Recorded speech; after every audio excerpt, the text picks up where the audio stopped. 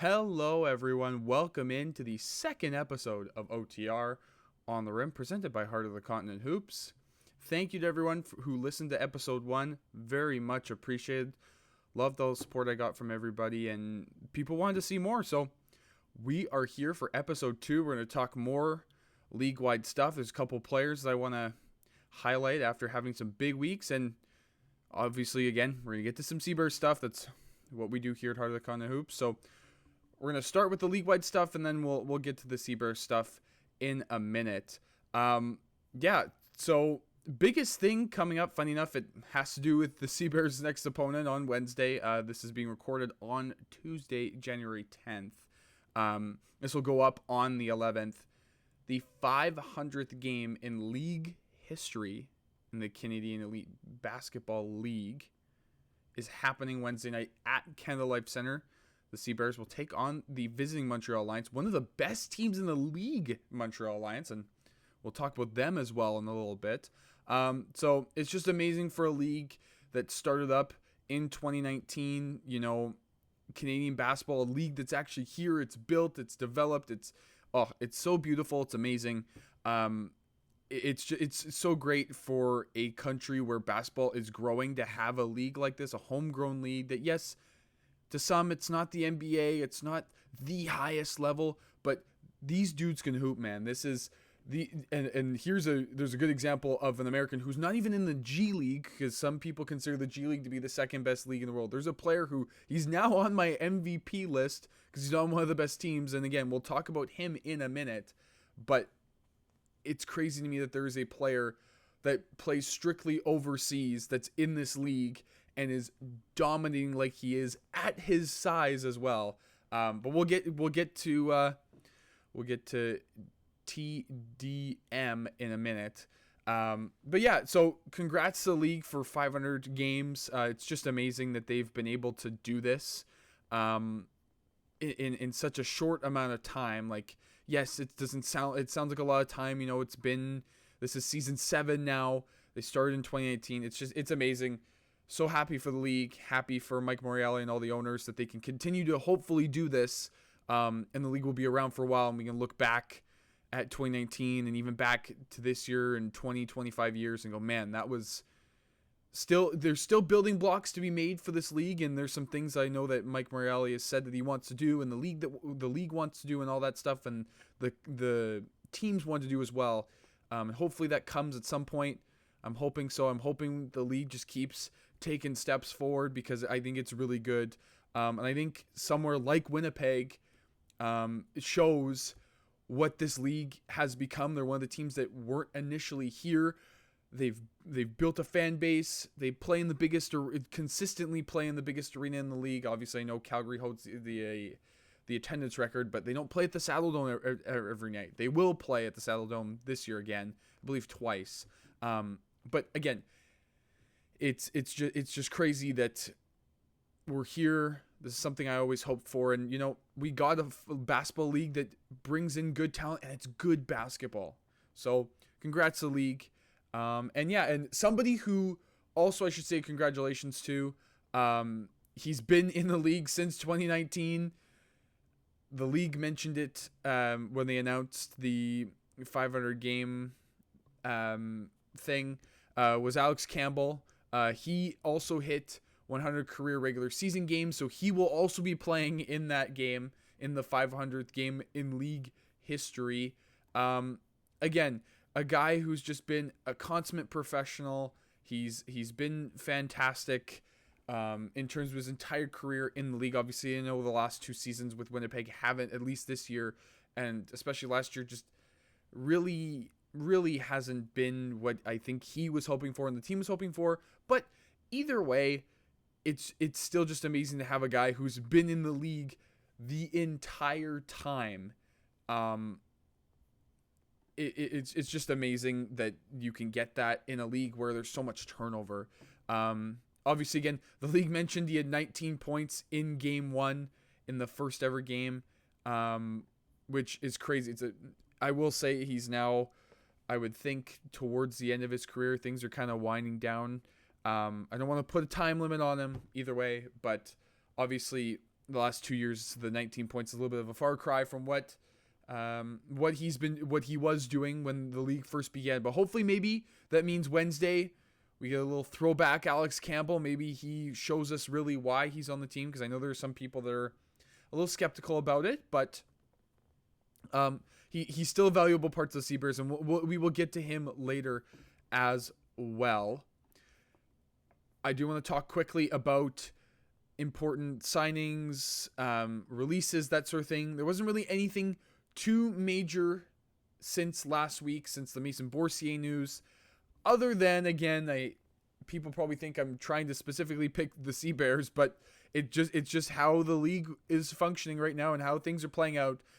But former first team all CEBL Jalen Harris signed with the Sea Bears last week. He made his debut over the weekend. We'll talk about that in a little bit, but it's just insane how the Sea Bears have struggled, and they went from one version of their team to another, but they've now transitioned back to the kind of style of play I think that we're used to seeing them with Harris.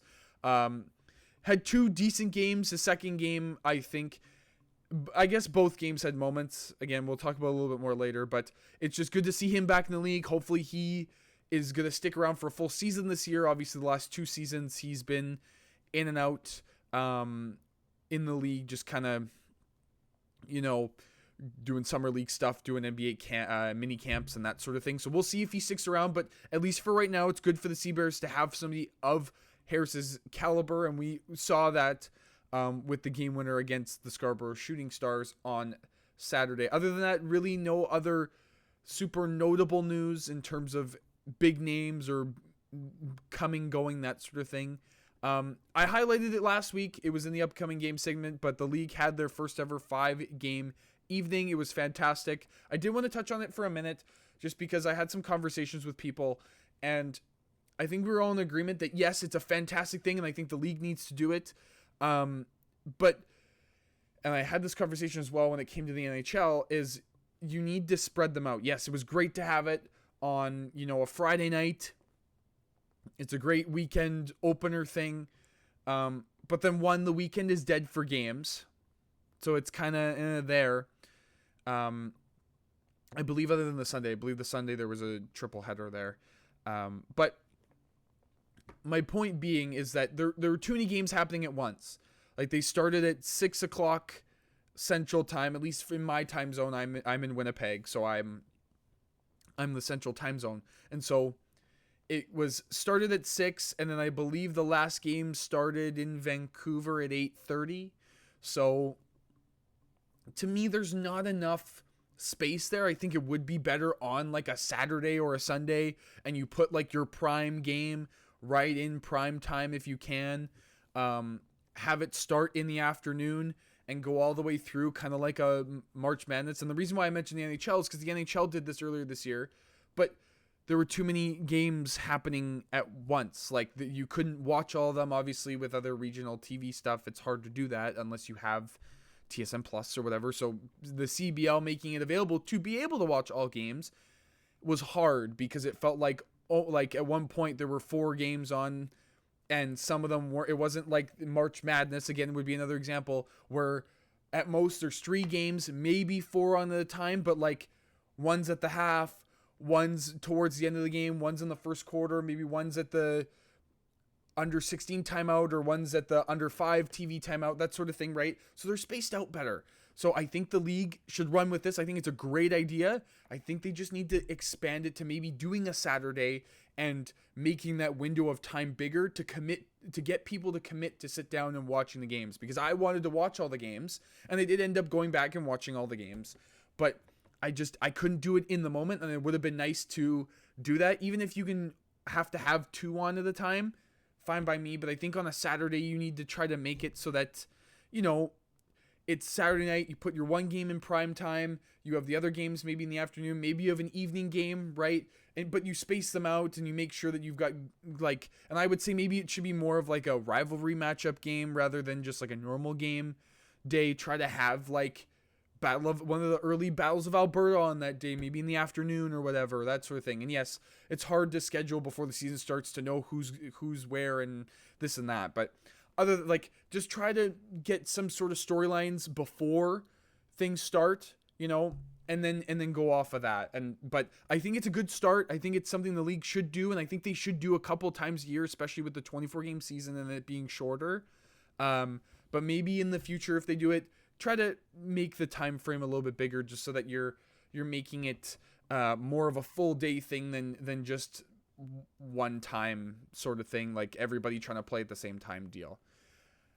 Another big thing that came out of last night, again recording this on Tuesday, the Alliance took on the Scarborough Shooting Stars. I guess it would be the only other notable transaction sort of move. Cat Barber was in attendance for Saturday's home game for the Shooting Stars against the Sea Bears, but he did make his debut last night against the Alliance. Obviously, the game I don't think went how the Shooting Stars wanted, but Barber did have 18, 6 rebounds, and 8 assists. Still, again, another good performance for him. You're going to get good numbers out of Cat, but I think that helps Donovan Williams to get a little bit more scoring in the backcourt and more consistent scoring with Cat Barber. But again, and we'll talk about them later. Montreal is just, they are so fun to watch. They're one of the best teams in the league right now. And I'll throw up the standings graphic later. It's just insane. I can't believe it. It's crazy. We'll get to it in a little bit.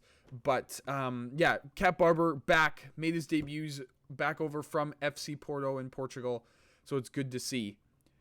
A player I mentioned last week, and I did say I was going to talk about TDM, Tavian Dunn-Martin. I knew, and I said last week in the show that he was I said that he was probably going to be pretty good. He played in some high-level leagues. He scored well in those leagues. I don't think I was prepared for him to be this good. He, at 5'8", you wouldn't think that he would be that dominant of a scorer, but when you're 5'8", you normally do have to shoot a lot of threes. And through 3 games, he has really shown that he is here already in 2 of them. He's been fantastic. I'll throw some clips up here, but he's got back-to-back 26-point games. He had 21 in the first half last night against Scarborough. He's hitting threes. He's already hit, I believe that's 12 of them already on the season. It's just insane. And he's playmaking. He doesn't grab a ton of rebounds. Again, he's 5'8". He's a small guard, but he passes really well. He's averaging 8 assists through these 3 games. He's just super fun to watch. You'll see the clips. He's got unlimited range. His handle is just, it's so tight, so crisp. He doesn't mind getting creative every once in a while. You'll see sometimes where he'll throw it behind his back and maybe there's a half spin in there. He tries a whole bunch of stuff, and he's just so fun to watch. I can't get over how good he is. And I'm already going to say this. If this continues, he might be, and if the Alliance continue as well, he might be in line for an MVP award for the fact that he is just so dynamic. Montreal already was looking like they were going to be good. And adding him, you already have Quincy Guerrier. He's already really good. Also, I guess another big thing, shout out to Alain Louis for breaking the regular season assist, or I guess the career regular season assists record. I guess technically he holds the first spot now, above Kadre Gray. He is about 30 assists behind in regular season plus playoffs, and Cat Barber is also right behind him too in that regard. He has a little bit of a gap when it comes to regular season games. In front of Cat Barber, but he now passed Kadre Gray, who currently right now is not in the league, so that means that Alain Louis probably can keep pushing forward for that. But yeah, shout out Louis. He's another guy who's one of the better passers in the league. So you've got a backcourt of Louis, who put up 7 assists last night, and you have Dunn-Martin, who put up 5 last night, and is putting up 8 a game. And you have Louis, who puts up about, 5-7 a game. You really like, obviously Dunmartin's going to score, but now you just need other guys to score if those guys are going to play make all night, right? And they've gotten good contributions from Guerrier. He had 21 last night. You had Anthony Walker, who's had a couple really good games. He had a good school day game in Brampton. He had 16 last night. He hit another 2 threes. Like, you don't need much else if you're getting playmaking from 2 guys and then you're getting good scoring from another 2 guys. And they play such a fun brand of basketball. I guess we're going to talk about the Alliance now. They play such a fun brand of basketball. They like to run in transition. They like to shoot. Obviously, they don't shoot a ton of threes. They're not like the Sea Bears. The Sea Bears shoot a ton of threes. But, you know, the Alliance like to shoot some threes. They like playing pick and pop. They'll play a little bit bigger. They can also play smaller and run. One of their other big additions has been Ben Stevens. Obviously, he didn't have a great game last night, but he's shown that he doesn't mind running the floor and being that rim runner. They've gotten so much contribution from many different guys. They've got a veteran presence in Malcolm Duvivier off the bench. Like, I thought Duvivier was going to have to be bigger. He comes off the bench for them and plays like 10 to 15 minutes a night. Maybe he'll hit a 3 here or there. Like, they are so good. Again, such a fun brand of basketball. They love getting out and running. They love throwing lobs. They love they just look like they're having so much fun. And I think that's also been something in years past where they've looked like they've been having fun. But again, it's when they're not playing well or losing. And so it's unfortunate. So I'm glad this year they're undefeated so far. They're one of the best teams in the league. I guess the other thing that I didn't even mention, like, they play fast and they press. In pro basketball, like, I've seen them press a couple times. It's just crazy how good they've been and some of the things that they've been doing. I do want to shout out the Montreal Alliance coaching staff. It's been such a breath of fresh air. They've had good staffs in previous seasons, but Jermaine Small has just been fantastic this year for the Alliance. You can't ask for anything more. He's having his guys play such a fun brand of basketball. Like, it's amazing to see what they've been able to do this year. With what he is imploring in terms of just trying to play with pace and speed, and, you know, they press, like, they press as a pro team. It's just insane. So shout out the Montreal coaching staff. Shout out the Alliance. And I guess that leads us into the next section. They've been one of the top 3 to 4 teams this year. Like, I think, and we'll talk about here in a second in my new segment called the Possession Arrow. Montreal, Calgary, and Vancouver are at the top there for me. They're the 3 best teams in the league right now. Obviously, Montreal hasn't had the challenges that they really had. I think the Sea Bears might be one of them, because I think the Sea Bears are a little hard done by their record. I think they're maybe 3-4. Otherwise, maybe in a different scenario, they're 4-3. But again, Montreal is up there. Obviously, Calgary and Vancouver are one of the better teams. So we'll get into it right away here in a second. But yeah, I think I'll talk about them in terms of how good they've been. Obviously, again, yeah, I've talked about Calgary and Vancouver last week. I think Montreal deserved to get some recognition this week. They played more games now. They're at Canada Life Center on Wednesday night. I think that's going to be a highlight game to see if they go to 5-0. They'd become the 3rd team and 2nd team this season to start their season 5-0. Technically, they're 6-0 if you count the Summer Classic game that won't count anymore. So it's nuts to see that they are that good. And yeah, I think there's a tier there. I think Montreal's in, like, I think that 1A tier is Calgary, Vancouver, and I think Montreal's in that 1B tier soon, where they're good enough. We just haven't seen enough from them. I think if they continue on this path, I think they go into that first tier. Obviously, Vancouver's 7-1. I believe Calgary is 6-2. We'll get to the standings in a minute. I guess we can do that now. Speaking of the standings, again, I've mentioned it a bunch of times already. Montreal, they've only played 4 games. That Summer Classic game does not count. So they are 4-0 with a plus 85 point differential to start the year. that is better than the Calgary Surge, who you'll see in the Western Conference are 6-2 and in second place. So that is nuts. And I find it crazy that Niagara is 5-2. They've played 7 games already, and they're -13 in plus minus in point differential. In third place now, the Scarborough Shooting Stars started the season 3-0 and are now sitting at 3-3 after losing now 3 in a row. Obviously, they lost to the Sea Bears on Saturday, and they lost to the Alliance on Monday. Then the Blackjacks are 2-4. Obviously, they beat Winnipeg last week, and they struggled against the Surge on that mega Friday set of games. And obviously, the Honey Badgers are 1-7. Their only win is against the Sea Bears, and again, we'll get to that in a minute. Now, moving on to the Western Conference, Vancouver 7-1 plus 151 point differential. They only have 1 loss at home. That was to the Surge last week. We talked about it on the show. And yeah, Vancouver's just gotten back to their winning ways. Calgary 6-2. They lost 1, and then they're back on winning ways. I think they're going to be just fine. They took care of business.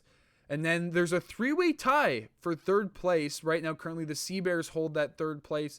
They finally get off the schneid. They beat the Scarborough Shooting Stars on Saturday. There's the Edmonton Stingers, who haven't been as good as I thought. They got trounced by the Alliance. They are on a 2-game skid after also losing to the Bandits.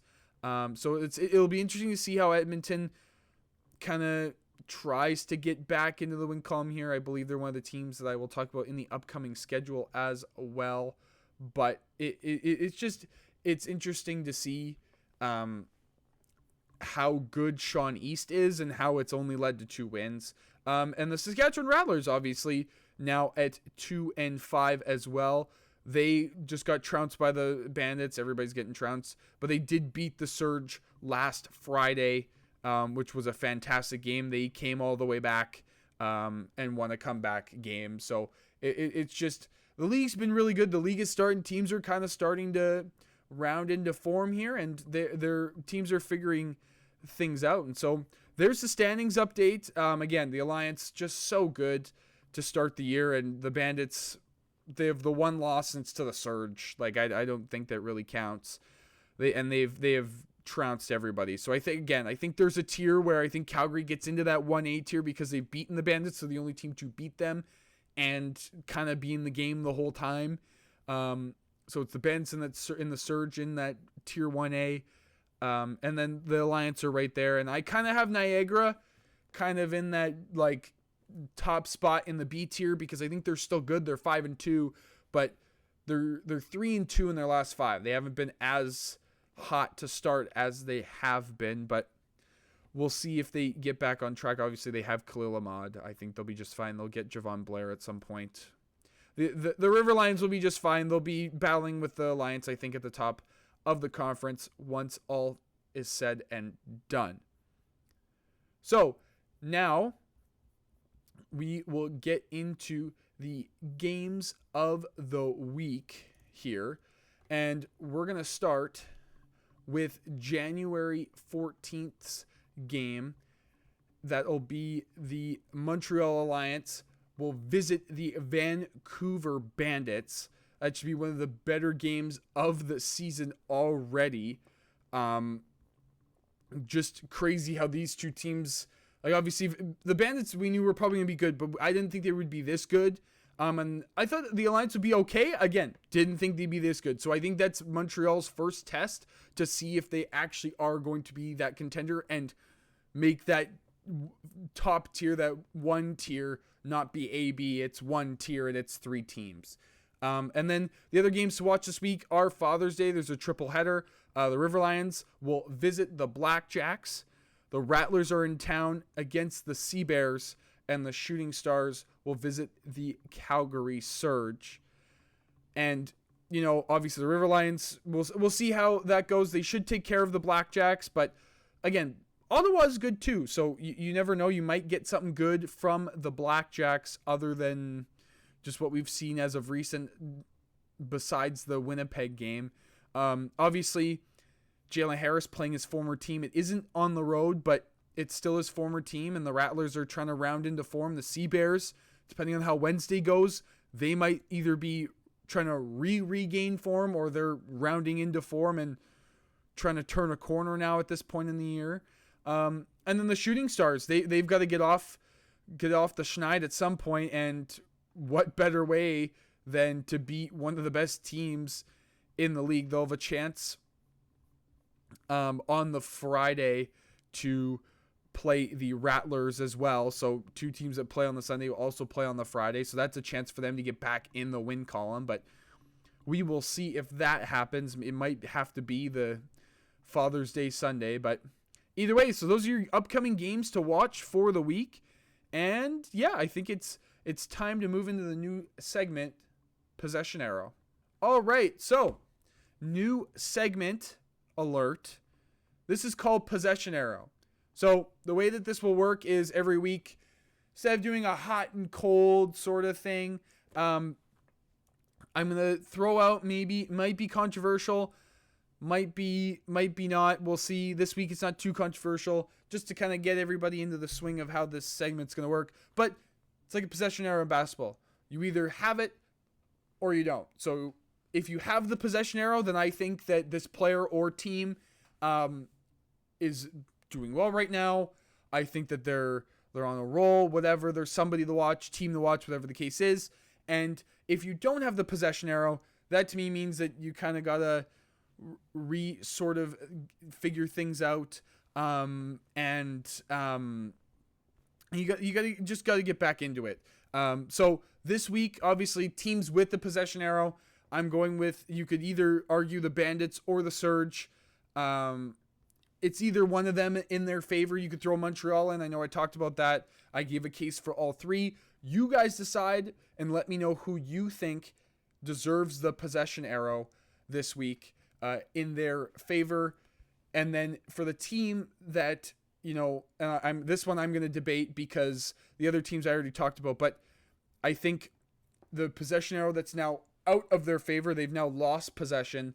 It would either be the Blackjacks or the Shooting Stars. Obviously, you could go with the Shooting Stars, who've now lost 3 in a row. They get Cat Barber back, so maybe you think that they get possession right back because he comes in and makes a whole bunch of changes. Or you can go with the Blackjacks, who just really realistically, other than the Sea Bears game, just haven't really shown much. I know they're 2-4, but you would hope to get more. You've gotten enough out of Dang Adele.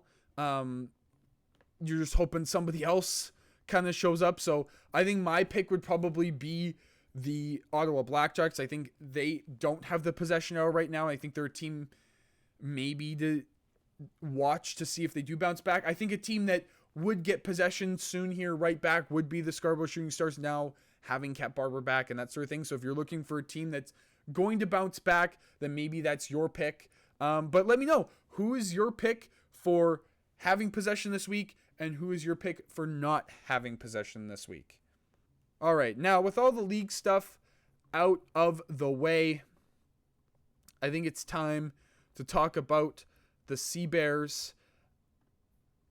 It was an interesting weekend. Friday was not the result that you wanted, and I don't even know really what to say. It was already a little bit too far from now, but it was not a good game. The Sea Bears, they looked clunky. Harris looked clunky, trying to get back into things. He still looked clunky on Saturday. But it just wasn't what you hoped for. You hoped for a dominant win. The Sea Bears get back into the win column. Winnipeg just dominates play, and they take care of Brampton, and that's that. And obviously they still had their moments. Like they still almost they had the lead going into target time. They had a 4-point lead, and I think they should have won that game. They definitely, I don't think they deserve to win the game, but they should have won that game. And you don't execute properly down the stretch at all whatsoever. The lead starts to slip away. I think if you're Mike Taylor, I think you needed to call timeout there. You don't call one, and the game gets out of hand, and it's like a light. The light was on, and boom, it's out, and the game is over, right? David Wencat hits the game winner, former Sea Bear, and so Friday doesn't go your way. And so I was really looking to see how Winnipeg would respond, because they didn't play well at all on the Friday. Like, they didn't play well. The ball wasn't moving. Again, they had their, 2 to 3 minute stretches, very rarely here and there, where they looked good, were dominant, did their thing. But other than that, like, they weren't good. They weren't good. And so you get to Saturday and you get a little lucky. Obviously, the bank goes in to win the game, and you get lucky that Scarborough does not shoot well from the free throw line. They were 48% on the game. It was ugly free throw shooting from the Shooting Stars. At least a couple other of those go in, and Winnipeg probably isn't either A in the game or end up winning the game. And Winnipeg was down. Like, they only led at the buzzer. They did not, like, their biggest lead technically was won. They didn't, again, I don't think they didn't show enough to me to warrant a win, and they won. Like, the biggest deficit was 17 at one point. So yes, they come back down 17, but it wasn't this, like, what you expect from a 17-point comeback, where things are like, all of a sudden, switch gets flipped, things are rolling, shots are falling, defense, like, and it was like a fast, because it was in the fourth quarter. Like, they were down 17 in the fourth. It was this weird, slowly grinded out, possession by possession. You get a score, then you get a stop, then you'd miss, then they would score. And it was just like this very slow churning thing. And I don't really ever think it kind of steamrolled into anything. It kind of just like clunked all the way to the end, and you get lucky with a Jalen Harris bank shot.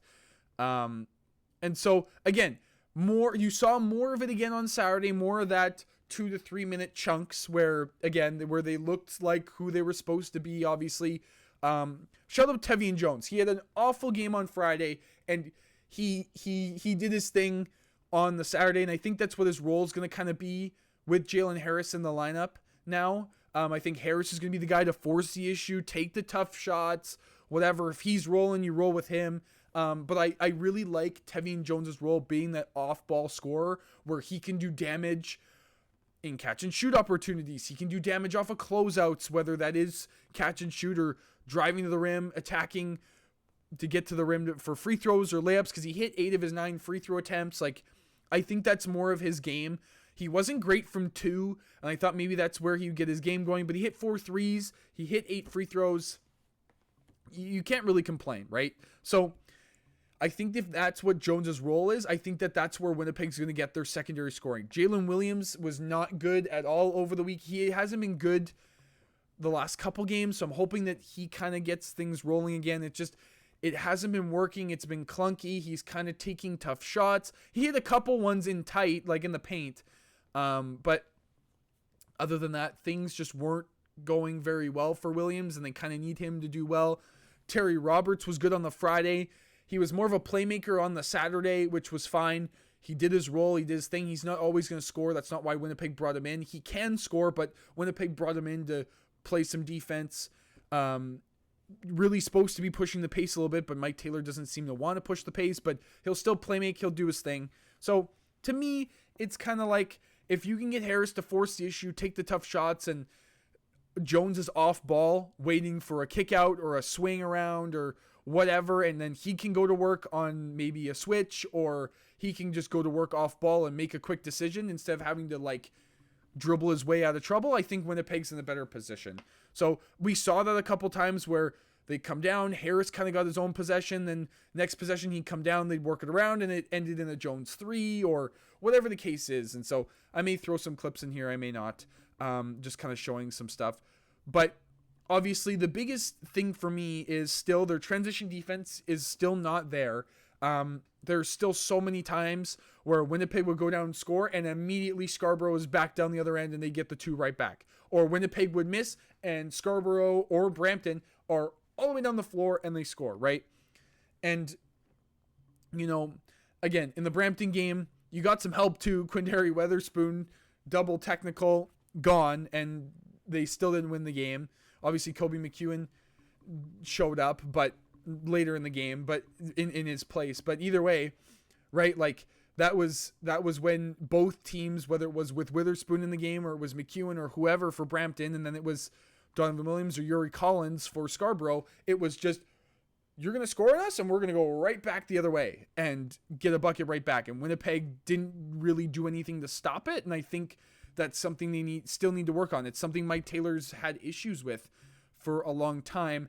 And the interior defense was still an issue. But that's what happens when you take Solomon Young out for Jalen Harris. You don't have a big off the bench. Now, they played small down the stretch on Saturday, and it worked. That lineup of Harris, Roberts, Acott, Jones, and I believe it was at times Bilamu, and maybe I'm forgetting somebody, but the lineup that they went small, where they kind of had Acott at the 5 and they played a lot of switching, is a little bit more modern, and it also opens up for more threes and that sort of thing.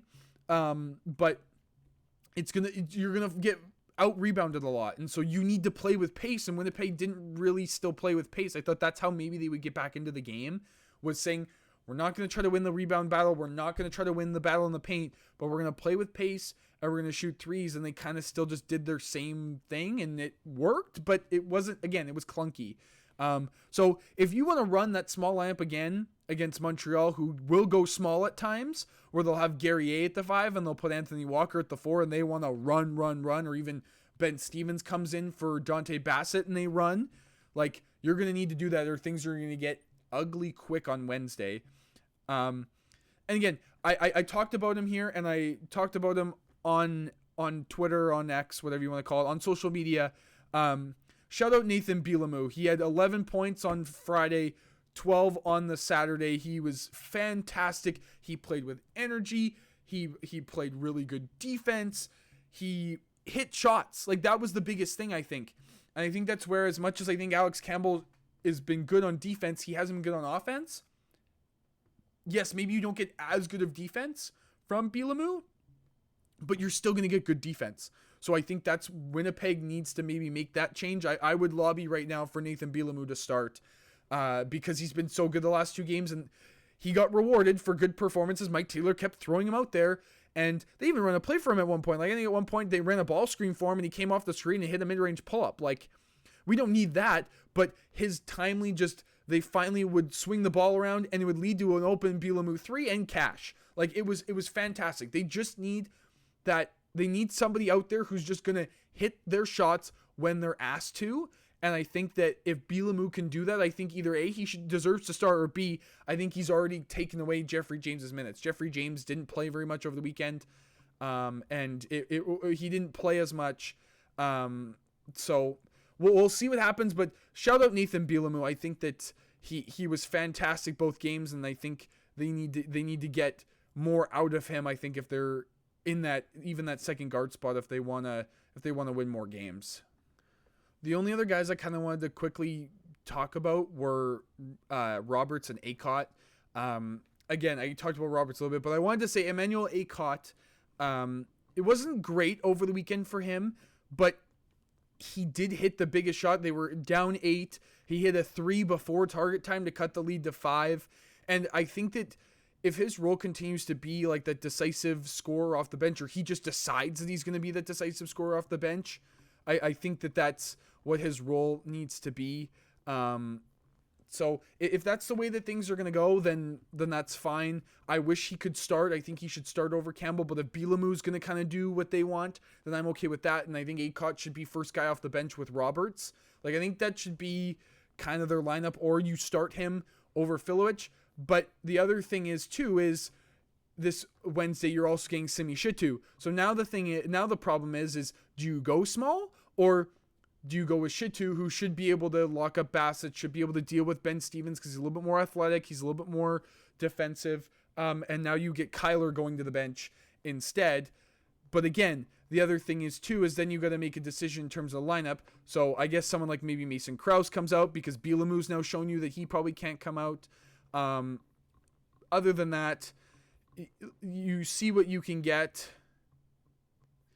I don't know. Obviously, they have on their lineup for the Scarborough game, they had Simi Shitu on the active roster out of the 12 players that you can have on the active roster. Actually, they only had 11 it shows on the active.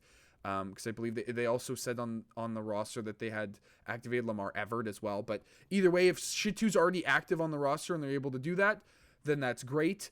And then they don't have to make a switch. But then that means someone like Kyler comes off the bench. He plays more of his role. And then you have Shitu starting. So maybe your lineup then is Harris. I guess maybe not Campbell. You go, let's fully just commit to it. I would say, you go Harris, Bilamu, Jones, Williams, Shitu, and see what happens. Again, you could bring in Roberts at some point. You can bring in Acott to go smaller. You could, again, if you don't start Bilamu, Campbell comes in, then you go with Bilamu, right? I think they're starting to finally get some options, and I think they're slowly figuring out whose roles are what. So I think there's things more so to look up for. I don't know how they do it on Wednesday against Montreal if they're full strength, as long as nobody's hurt. Also, I wonder if Acott does play. He did look like he rolled his ankle at the end of the third quarter on Saturday, so we'll see if he does play. But that'll all depend on if he's feeling right. We'll find out. Obviously, this is being recorded Tuesday, so I can't prophesize anything, but we'll see Wednesday night and in the media report, and I will post something on my social media, on Twitter at ElliotRusinH1, when that does come to light, if there's any roster changes, that sort of thing. But again, if you can have Harris force the issue, Jones being that secondary playmaker, if you can get Bilamu to just hit shots when he's asked to, and you integrate Shitu in and he rebounds the ball and he scores inside, then I think Winnipeg will be just fine going forward. Again, I didn't want to make anybody feel like they have to panic. It was a bit of a panic moment because obviously we didn't know Harris was coming at that point. We didn't know anything else going on, and now I think that we need to give this team another couple games to settle in. Then, if by let's say, if Wednesday and Sunday really don't go well, okay, maybe you panic a little bit. But if both games go okay and Winnipeg comes out 1-1 again, or, they lose to the Alliance, take care of Saskatchewan, or, it's the reverse that what you would think. Either way, I think if they go 1-1, you're happy. If they go 2-0, I think you start to think, okay, they might be turning the corner here. But again, don't really want to be panicking yet. It's still early in the season. We're only 6 games in. We'll be 8 at that point. You've still got 16 games left, and you're going to be in championship weekend if you're Winnipeg. So nothing too concerning. I think, again, the only concern I think you have is, does Bilamu continue his form? Does Campbell maybe figure it out? Or are you worried about Jalen Williams? And again, reports have been made. Certain guys are going to be coming and going right now for NBA mini camps and for Summer League in July.